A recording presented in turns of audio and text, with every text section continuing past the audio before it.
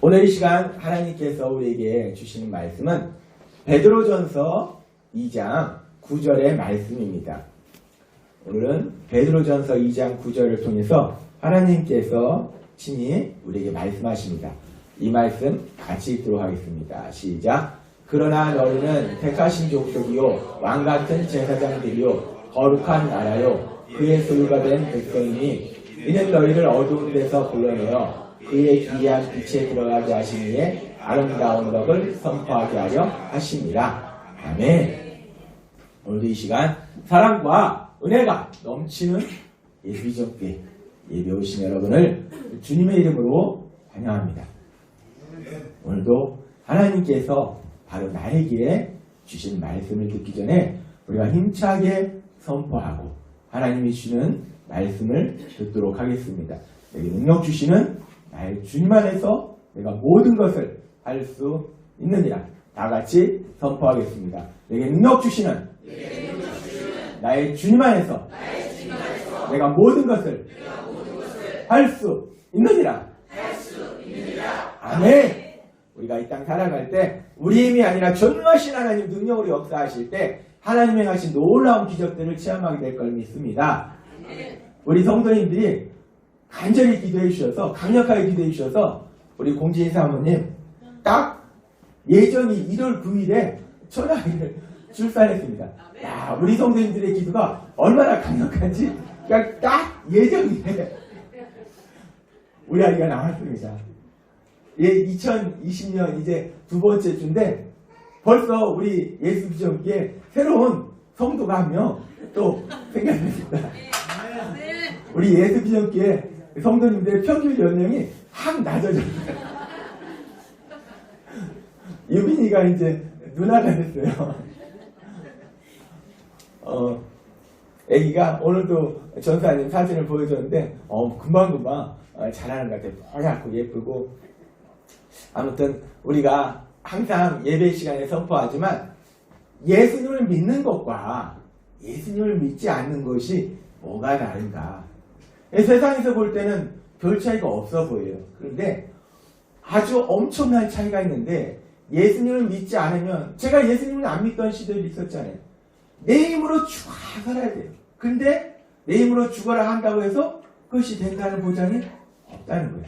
근데 우리가 예수님을 믿으면 우리가 예수님을 믿기 때문에 또 성실한 모습으로 하나님의 영광을 나타내지만 우리가 하는 것이 아니라 전능하신 하나님, 그 하나님의 하신 놀라운 역사들, 그 기적들을 체험하는 삶으로 우리를 인도하신다는 거예요.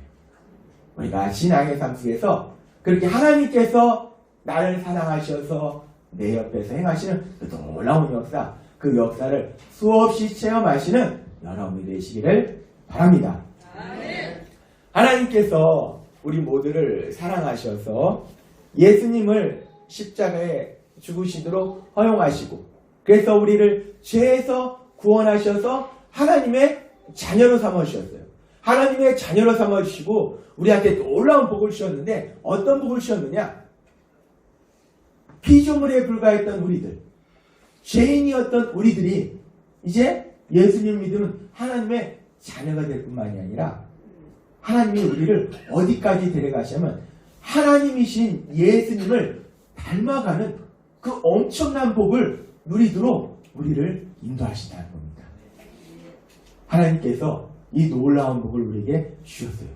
그래서 우리가 그 예수님을 닮아가는 것, 그 예수님을 닮아가는 삶이 어떤 삶인가? 하나님이 말씀해 주실 때 네 번째는 예수님이 사람들을 구원하신 구원자로서의 삶을 살았듯이 우리도 그렇게 구원자로서 영구원의 삶을 사는 것. 특별히 복음을 직접 전함으로 인해서 영혼을 구원할 수도 있지만은 대부분의 우리 믿음의 사람들의 삶은 내가 만나는 주변 사람들, 내 가족, 내 직장 안에서 내 주변 사람들을 내가 희생과 섬김의 사랑의 삶을 통해서 내 삶을 통해서 그들을 하나님 곁으로 인도하는 삶을 산다라고 말씀하셨어요. 그래서 하나님께서 우리에게 하신 말씀이 뭐냐면 우리가 거의 대부분 하루의 대부분의 시간을 우리가 보내는 것이 어디냐면 직장입니다. 직장과 사업장. 그래서 내 직업을 통해서 내가 직장에서 사업장에서 하는 일을 통해서 그 일을 통해서 우리가 영원의 삶을 산다라고 말씀하셨어요. 오늘은 이 부분에 대해서 우리가 직업을 통해서 직업이 세상 사람들 생각처럼 단순히 생계유지나 나의 꿈을 펼치는 그런 수단이 되는 것이 아니라 이 직업을 통해서 우리가 영원의 삶을 살아가는데 이 부분에 대해서 성경의 말씀들을 조금 더 살펴보는 시간을 갖도록 하겠습니다. 하나님께서는 베드로전서 2장 4절에서 5절에 우리에게 이렇게 말씀하십니다. 이 말씀 같이 읽도록 하겠습니다. 시작.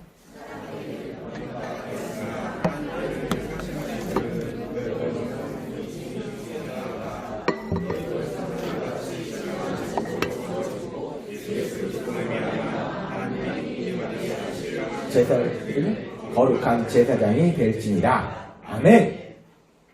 하나님께서는 베드로 사도를 통해서 우리에게 말씀하실 때 우리가 예수님을 믿으면 예수님을 믿는 모든 사람은 거룩한 제사장이 될지니라 라고 말씀합니다. 예수님을 믿는 모든 사람은 제사장이 된다는 거예요. 오늘 하나님께서 우리에게 주신 베드로전서 2장 9절에도 말씀하십니다. 같이 읽겠습니다. 시작. 그러나 너희는 택하신 족속이요 왕같은 제사장들이요 거룩한 나라요 그의 소유받은 백성이니 이는 너희를 어두운 데서 불러내어 그의 기이한 빛에 들어가게 하시니에 아름다운 덕을 선포하게 하려 하십니다. 아멘. 베드로전서 2장 9절에도 말씀하십니다. 우리는 왕같은 제사장이다 라고 말씀하세요. 왕같은 제사장이다. 왕의 역할을 하는 제사장이다 라고 말씀하세요.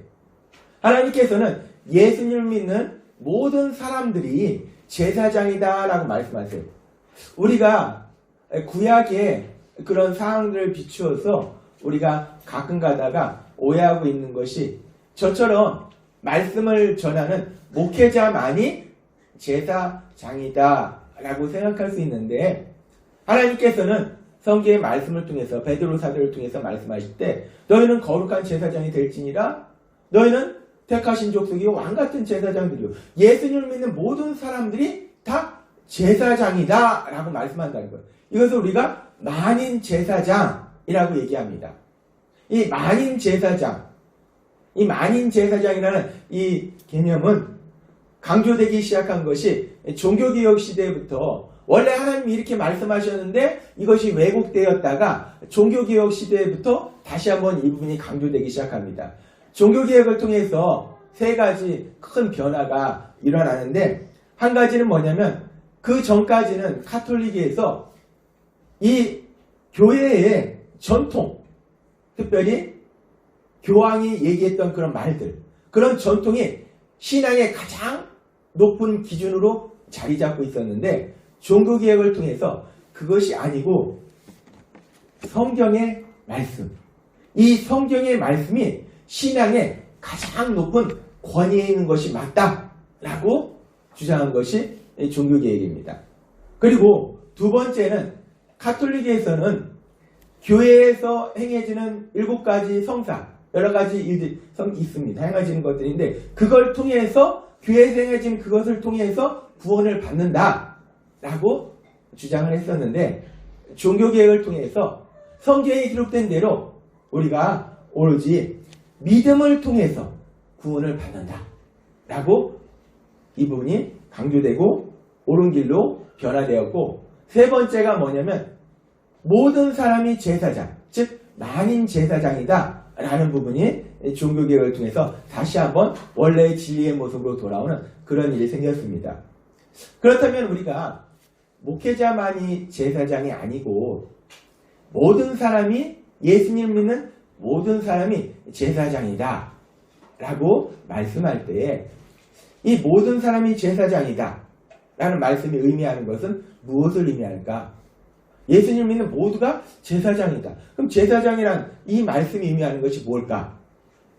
모든 사람, 만인 제사장이라는 것이 무엇을 의미하는지 우리가 성경의 말씀을 통해서 오늘 좀 더 살펴보도록 하겠습니다. 히브리서 10장 19절에서 20절에 하나님께서는 우리에게 이렇게 말씀하십니다. 같이 읽도록 하겠습니다. 시작. 그러므로 형제들아 우리가 예수의 피를 힘입어 성소에 들어갈 담력을 얻었나니 그 길은 우리를 위하여 휘장 가운데로 열어놓으신 새로운 살 길이요 휘장은 곧 그의 육체니라. 아멘. 히브리서의 말씀은 예수님께서 우리의 대제사장이 되셔서 예수님께서 친히 십자가의 죽으심으로 인해서 대속의 죽으심을 통해서 우리 죄를 사하시는 영원하시고 완전하신 제사를 드렸기 때문에 이제 우리는 그 예수의 피를 힘입어 그 예수님을 믿으면 누구나 하나님께 나아갈 수 있다라고 말씀한다는 거예요. 하나님은 히브리서의 말씀을 통해서 명확하게 다시 한번 우리에게 말씀하실 때 목회자인 저 같은 그런 사람만이 하나님 앞에 나아갈 수 있는 것이 아니고 예수님 믿는 모든 사람들이 하나님 앞에 나아갈 수 있다라고 말씀한다는 거예요.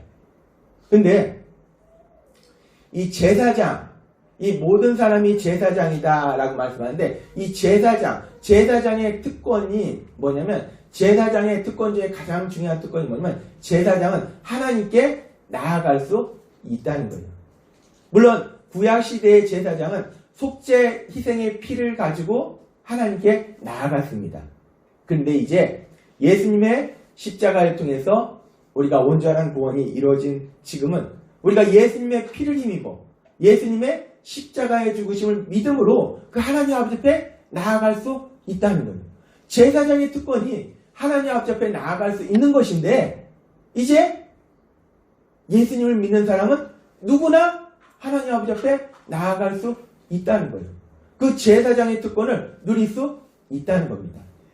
그래서 베드로전서 2장 9절의 말씀처럼 왕같은 제사장이다. 그래서 우리 모두는 제사장이다 라고 말씀한다는 거예요. 그렇게 우리가 하나님 앞에 나아갈 수 있는 특권을 누리는 제사장으로서의 삶을 살고 또 하나 그 제사장의 중요한 의미가 뭐냐? 하나님께서는 바울 사도를 통해서 고린도후서 5장 17절에서 이렇게 말씀하십니다. 같이 읽도록 하겠습니다. 시작. 그런즉 누구든지 그리스도 안에 있으면 새로운 피조물이라 이전 것은 지나갔으니 보라 새 것이 되었도다. 아멘. 이 말씀은 우리에게 놀라운 소망을 주십니다. 누구든지 그리스도 안에 있으면 예수님을 믿으면 새로운 피조물, 새로운 존재가 됐다는 거예요. 예수님을 믿기 전에 우리는 어떤 존재인가? 죄인이었다는 겁니다. 그런데 예수님을 믿으면 우리가 어떻게 변하는가? 하나님의 자녀로 변화된다는 거예요. 우리가 예수님을 믿으면 죄인이었던 우리들이 하나님의 자녀로 새로운 피조물로 변화되는 놀라운 복을 누리게 된다는 거예요. 여기 계신 모든 분들이 예수님을 믿기 전에는 죄인으로서 하나님의 그 진노의 대상이었지만은 예수님을 믿음으로 인해서 하나님의 사랑받는 고배롭고 존귀한 자녀로 변화되었음을 믿습니다. 우리가 예수님을 믿으면 그리스도 안에 있으면 새로운 피조물이다. 내가 과거에 어떤 존재였든 중요하지 않다는 거예요. 이제 너는 내 사랑하는 자녀다 라고 하나님이 말씀하신다는 거예요.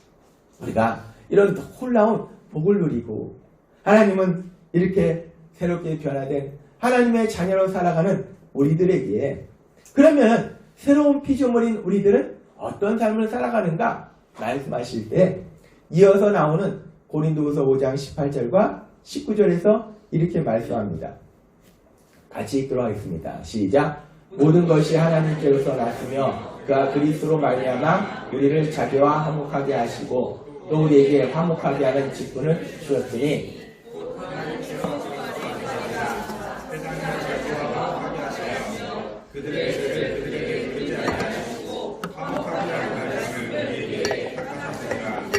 아멘.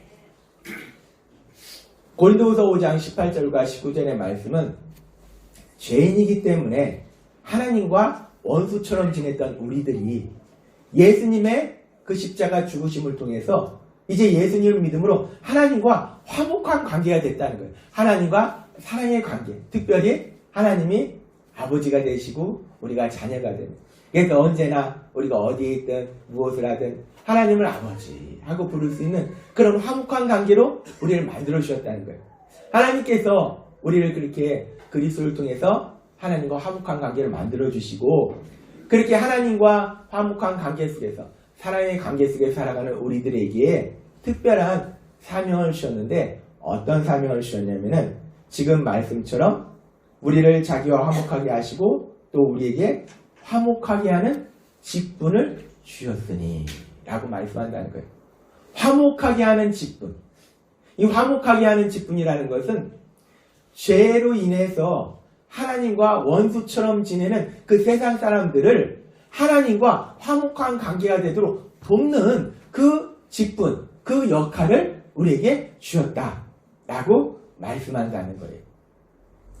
이 구약의 제사장들이 하는 일, 이 제사장들의 의무 중에 하나는 죄인인 백성들을 속죄 제사를 통해서 하나님과 화목한 관계가 되도록 돕는 것, 그것이 제사장이 하던 일이라는 거예요. 그런데 하나님은 오늘 우리에게 말씀하실 때 예수님을 믿는 우리들이 다 제사장이 되어서 죄인인 세상 사람들 하나님과 화목하게 되도록 돕는 그 역할을 해야 된다라고 말씀한다는 거예요.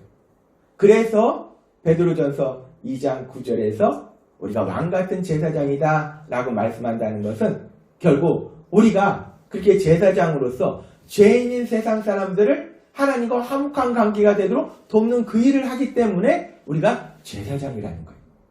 그래서 하나님께서 베드로전서 2장 9절에 주신 말씀, 이 말씀을 우리가 다시 한번 읽도록 하겠습니다. 시작. 그러나 너희는 택하신 족속이요 왕같은 제사장들이요 거룩한 나라요 그의 소유가 된 백성이니 이는 너희를 어두운 데서 불러내어 그의 기이한 빛에 들어가게 하신 후에 아름다운 법을 선포하게 하려 하심이라. 아멘. 우리가 왕같은 제사장들이다. 예수님 믿는 모든 사람들이 제사장이다 라는 것은 두 가지 큰 의미가 있습니다. 첫 번째는 뭐냐면 우리가 누구나 예수님을 믿으면 하나님께 나아갈 수 있다는 것이고, 두 번째는 우리가 이제 세상에 예수님 믿지 않는 사람들을 하나님과 화목한 관계가 되도록 돕는 그런 일, 즉 영혼권의 삶을 살아야 된다라는 거예요. 그래서 오늘 베드로전서 2장 9절의 말씀을 통해서 우리 모두가 제사장이다, 만인 제사장이다 라는 말씀은 우리가 세상 속에서 살아갈 때 우리가 무엇을 하든지, 특별히 우리가 직장에서 또 사업장에서 하는 그 어떤 일을 통해서도 우리가 사람들을 하나님과 화목하게 하는 그 영혼권의 삶을 살아가는 그런 삶을 살아야 된다라는 것을 말씀한다는 겁니다. 예수님을 믿는 모든 사람들은 왕같은 제사장이라는 거예요. 그래서 우리는 누구나 하나님께 나아갈 수 있고, 또 우리는 누구나 죄인인 세상 사람들을 하나님과 화목하도록 그 영혼권의 그런 삶을 살아야 됨을 하나님 우리에게 분명하게 말씀하신다는 거예요. 그리고 우리가 그렇게 영혼권의 삶을 살 때 우리가 구체적으로 어떻게 사는가? 뒤에 나오는 말씀 속에서 하나님은 우리에게 말씀하십니다. 베드로전서 2장 12절 말씀 같이 읽도록 하겠습니다. 시작. 너희가 이방인 중에서 행실을 선하게 가져 너희를 악행한다고 비방하는 자들로 하여금 너희 선한 일을 보고 오시는 날에 하나님께 영광을 돌리게 하려 합니다. 아멘. 베드로전서 2장 12절의 말씀에 보니까 너희의 선한 일을 보고 오시는 날에 하나님께 영광을 돌리게 하려 합니다. 너희의 선한 일을 보고, 예수님을 믿는 우리의 선한 모습을 보고, 그 선한 삶의 대표적인 게 뭐냐면 우리가 희생과 섬김의 사랑의 삶이에요. 예수님을 믿는 우리의 희생과 사랑의 섬김의 사랑의 삶을 보고 세상 그걸 통해서 하나님의 영광이 나타나고, 그걸 통해서 예수님을 안 믿는 사람들이 예수님을 믿게 되는 귀한 역사들이 일어난다는 거예요. 하나님은 계속해서 우리에게 말씀하십니다. 우리가 세상을 살아갈 때, 특별히 하루의 대부분의 시간을 보내는 우리의 직장 안에서, 우리가 어떤 일을 하든지 그 하는 일들을 통해서, 사업장에서 하는 일을 통해서 우리가 희생과 섬김의 사랑의 삶을 살아갈 때 그런 우리의 삶을 통해서 영혼권의 놀라운 역사가 일어난다는 거예요. 간혹 가다가 엉뚱한 사람이 있습니다. 삶은 세상 말로 개판인데 남의 손에 있는 것도 그거 좋아 보이네? 놔줘. 뺏어오는 삶을 살고 예수님 믿으세요. 예수님 믿으면 구원받아요.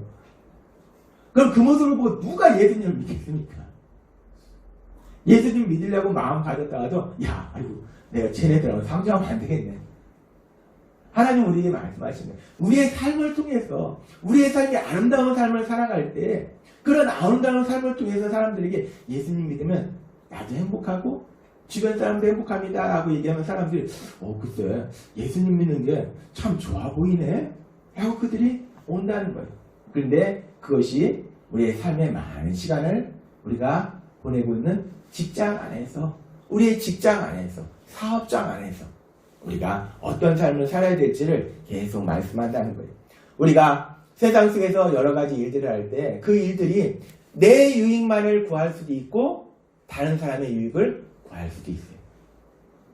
내가 하는 일이 때로는 누군가에게 고통을 줄 수도 있고 때로는 누군가에게 위로와 소망을 줄 수도 있습니다. 얼마 전에 제가 봤던 영화 중에 증인이라는 영화가 있었어요. 이 영화에서 이 살인자를 변호하는 변호사하고 이 살인 현장을 멀리서 목격한 증인인 지우라는 아이가 있는데 이 지우라는 아이가 이 자폐 성향을 가지고 있어요. 이 변호사하고 살인자를 변호하는 변호사하고 이 증인으로 이 살인 현장을 목격한 이 지우하고 둘이 대화하는 그 대화 속에서 이런 대사가 나옵니다. 이 변호사가 지우의 꿈이 변호사라는 것을 알게 되면서 지우에게 이런 질문을 합니다. 지우 꿈이 변호사였어? 왜 변호사가 되고 싶어? 지우가 대답합니다. 사람을 도와주는 좋은 일을 하는 사람이니까.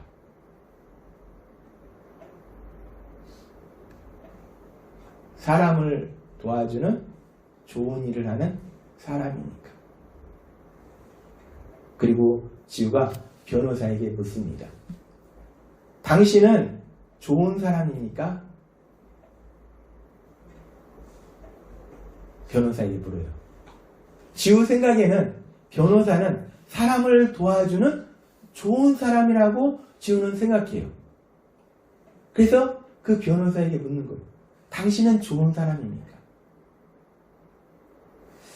이 자폐 성향의 지우는 변호사는 사람을 도와주는 좋은 사람이다 라고 생각하고 말해요. 이 지우의 말이 맞는 것일까요? 변호사는 사람을 도와주는 좋은 사람일까요? 이 변호사와 그의 상사 변호사는 지우를 재판의 증인으로 부릅니다. 그리고 자폐증에 관련된 책을 가지고 와서 지우에게 읽도록 해요. 지우에게 읽도록 한 책의 내용 중에는 이런 내용이 있습니다. 자폐 스펙트럼 장애는 만성 정신 질환이다. 이 부분을 자폐 성향을 가진 그 지우에게 직접 읽도록 합니다. 그리고 그렇게 자폐 성향을 가진 지우는 정신질환자이기 때문에 증인으로서의 능력이 없다라고 주장을 합니다. 그래서 결국은 살인죄로 재판을 받던 자신의 의뢰인을 무죄로 판결받도록 도와줍니다. 그런데 이 일로 인해서 자폐 성향이 있음에도 불구하고 행복하게 살고 있던 그 지우라는 아이가 자기가 정신병자다라고 생각해서 괴로워해요. 그리고 무죄로 풀려난 이 살인 용의자가 결국은 진짜 살인자다라는 것을 이 변호사가 알게 됩니다. 이 변호사는 사람을 도와주는 착한 사람일까요?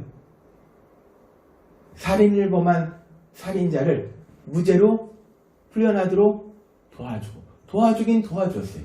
누굴 도와줬냐면 살인자를 도와줬어요. 무죄로 풀려나도록 도와줬어요. 그리고 자폐 성향으로 인해서 힘든데도 불구하고 그것을 극복하고 진실을 밝히려고 했던 이 어린 소녀에게 큰 고통을 줬어요.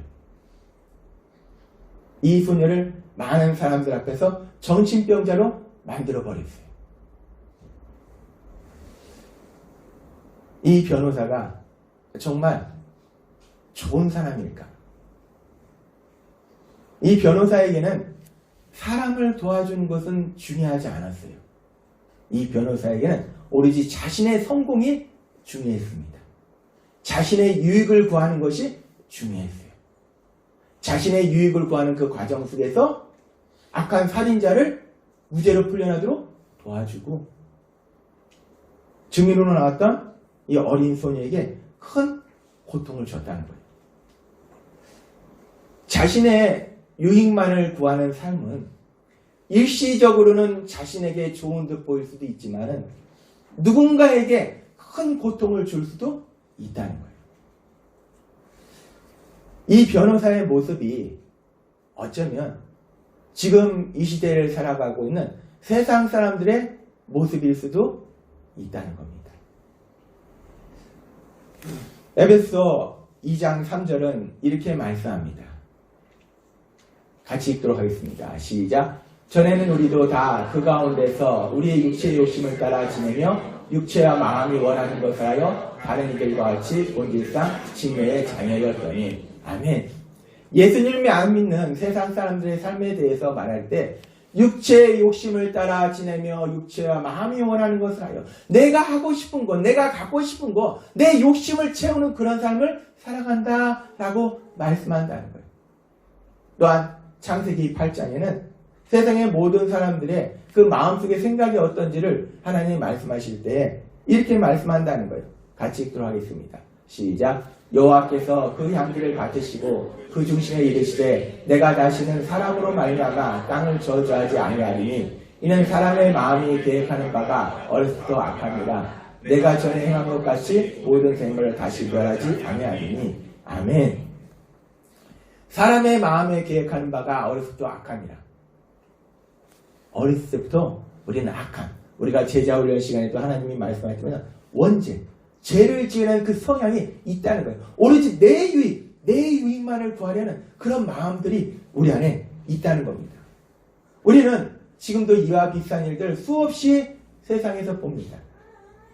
단지 변호사만이 아니라 세상에 있는 모든 직업들이, 그 모든 직업들이 오로지 자신의 유익만을 구하는, 겉으로는 나 좋자고 하는 거 아니에요. 겉으로는 사람들 좋자고 하는 거예요. 말은 그렇게 합니다.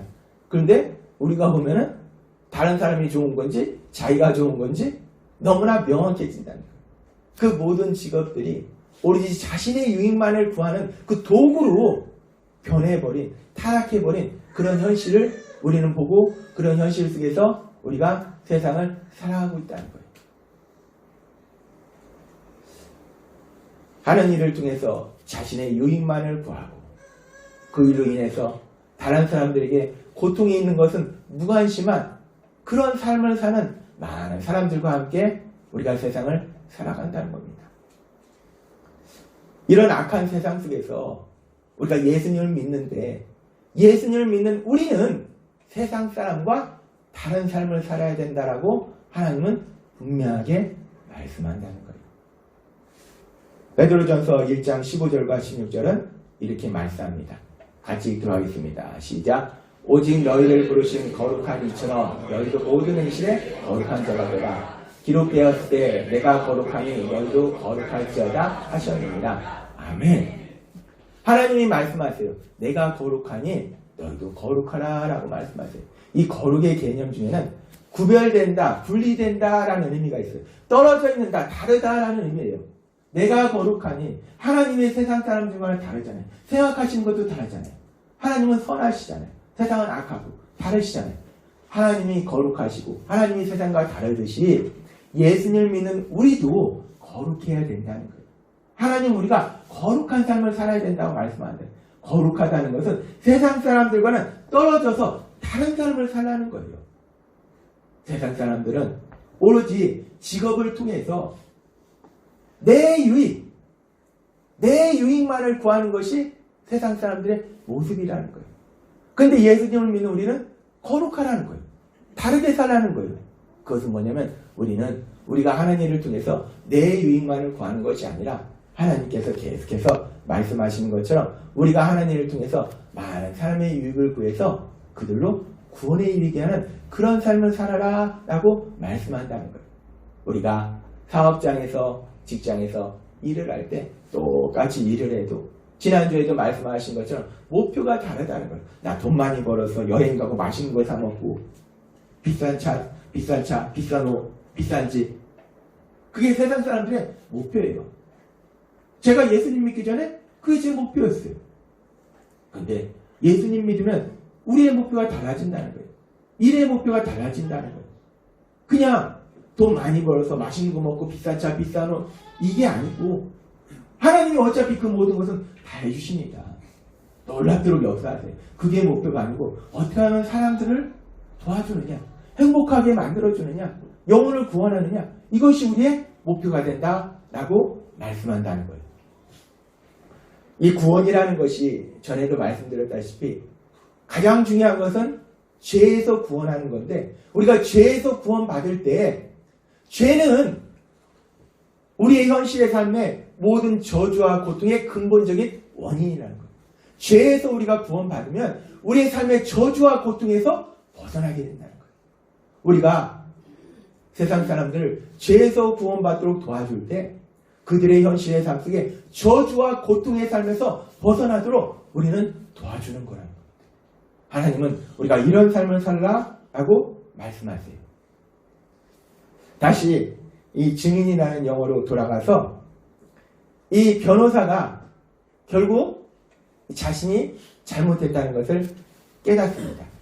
그래서 이제 2심 재판이 진행되는데 2심 재판에는 자신의 변호사라는 그 직업을 잃을 수도 있는 위험이 있음에도 불구하고 이 변호사니까 살인자를 변호해야 되는데 변호사가 살인자를 변호하는 것이 아니라 증인으로 나온 이 지우가 아주 특별한 능력이 있다라는 걸 증명하면서 진실을 밝힙니다.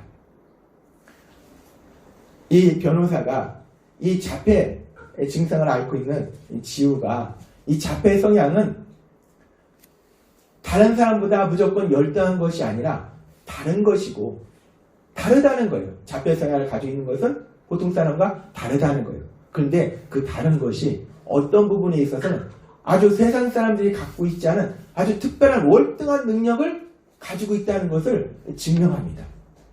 그래서 결국 진실이 밝혀져요. 이 변호사가 1심에서는 오로지 자신의 유익만을 위해서, 자신의 성공만을 위해서 그 일을 했는데 2심에서는 자신의 유익이 아니라 다른 사람의 유익을 위해서 변호를 합니다. 그로 인해서 진실이 밝혀지고 이 자폐 성향의 아이는 다시 그 가정으로 일상의 삶으로 행복한 삶으로 돌아가고 이 변호사도 참된 행복의 그 삶으로 나아가면서 이 영화가 마무리가 됩니다. 영화입니다. 뭐 실제로 있었던 건 아니고 영화인데 제가 영화를 보면서 이 영화를 통해서 우리가 세상 가운데 일을 할 때 무엇을 통해서 일을 해야 되는지를 다시 한번 하나님이 생각하게 하시더라고요. 우리가 하는 일이 누군가에게 위로가 되고 소망이 되고 도움을 줄 수도 있지만 때로는 나한테는 좋은 것 같은데 누군가에게 고통을 줄 수도 있다는 거예요. 내 유익만을 구할 때 세상 사람은 그렇게 산다는 거예요. 하나님은 우리를 사랑하셔서 분명하게 말씀하십니다. 내가 거룩하니 너희도 거룩할지어다. 하나님이 거룩하시니까 우리도 거룩한 삶을 살아라 라고 분명히 말씀하신다는 거예요. 세상과는 다른 삶을 살아라고 말씀하신다는 거예요. 그래서 구원받은 우리가 왕같은 제사장이기 때문에 우리는 언제나 그 하나님 아버지 앞에 나아갈 수 있고, 우리는 세상 가운데 살아갈 때 우리가 하는 일을 통해서 단순히 내 유익을 구하는 것이 아니라 죄로 인해서 저주와 고통 속에서 헤매고 있는 많은 사람들을 구하는 영혼의 삶을 살 수 있다는 겁니다. 내 힘으로는 우리가 이런 삶 못 살죠. 우리도 내 생각으로는 무슨 일이 있으면 무조건 어떤 것이 나한테 좋지? 유익하지? 이걸 생각해요. 그런데 우리 안에 하나님이 계신다는 거예요. 성령님이 계신다는 겁니다. 우리는 할 수 없지만 우리 안에 성령 하나님이 거하셔서 우리를 인도하시고 도와주실 때, 우리가 하는 일을 통해서, 직장에서 하는 일, 사업장에서 하는 일을 통해서 내 유익을 구하는 것이 아니라 많은 사람들의 유익을 구하고 그들을 영혼을 구원하는 그런 삶을 살아갈 때, 그런 우리를 사랑하시고 그런 우리의 모습을 기뻐하시는 하나님께서 우리 삶 속에 우리가 기도하지 않았던 그 어떤 것들도 풍성하게 주시지 않겠습니까? 하나님 보실 때 얼마나 이쁘겠어요. 야, 이놈 너무 이쁘다. 야, 이놈 너무 이쁘다. 우리가 이제 태어난 우리 노아 전사의 아기 보기만 해도 너무 이뻐요. 그냥 아기가 입을 꼬무락거려도 이쁘고 몸을 꼼지락거려도 이뻐요. 하나님이 우리를 그렇게 사랑하시는데 보기만 해도 이쁜 것이 아니라 그 하는 삶조차 우리가 너무나 이쁜 거예요. 하나님은 얼마나 이쁘시겠어요. 야, 얘한테 뭘 갖다 줄까? 이것도 주고 이것도 주고 이것도 주고. 왕같은 제사장으로서 이 땅을 살아가시는 여러분이 되시기를 주님의 이름으로 축원합니다. 기도드리겠습니다. 하나님 아버지 감사합니다. 오늘도 이 시간 저희들 말씀하신 것처럼 세상은 악해서 내 유익만을 구하고 그로 인해서 누군가에게 고통이 있을지라도 무관심하지만, 예수님 믿는 우리는 세상 사람과 달라서 성령님의 도우심으로 많은 사람의 유익을 구하고 그들의 영혼을 구하는 귀한 삶으로 날아가는 왕같은 제사장으로서 살아갈 수 있도록 인도하시니 감사합니다. 날마다의 삶 속에 내가 누군지, 나는 왕같은 제사장으로서 삶을 살아가는 분명한 우리의 정체성을 기억하고 하나님을 기쁘시게 하며 하나님이 하신 놀라운 역사를 체험하는 우리 모두가 될 수 있도록 은혜 베풀어 주옵소서. 예수님의 이름으로 감사하며 기도드렸나이다. 아멘. 이 시간 우리가 주여 세 번 부르시고 간절히 기도하실 때, 주님, 저희가 세상을 살아가면 이 사람도 그렇고 저 사람도 그렇고 다 자기 유익만 구하는데 우리가 내 유익을 안 구하면 큰일 날 것 같이 생각이 듭니다. 그런데 하나님 말씀하셨듯이 내가 거룩하니 너희도 거룩할지어다 말씀하신 것처럼 우리가 세상 사람과는 다르게 왕같은 제사장으로서 언제나 하나님 앞에 나아갈 수 있고 우리가 영원의 삶을 살아가는 그런 삶을 살게 하시고 그런 삶을 통해서 하나님이 우리 삶 속에 얘기하신 그 놀라운 역사들을 마음껏 체험하게 해달라고 우리가 주여 세 번 부르시고 간절히 기도하겠습니다. 주여, 주여,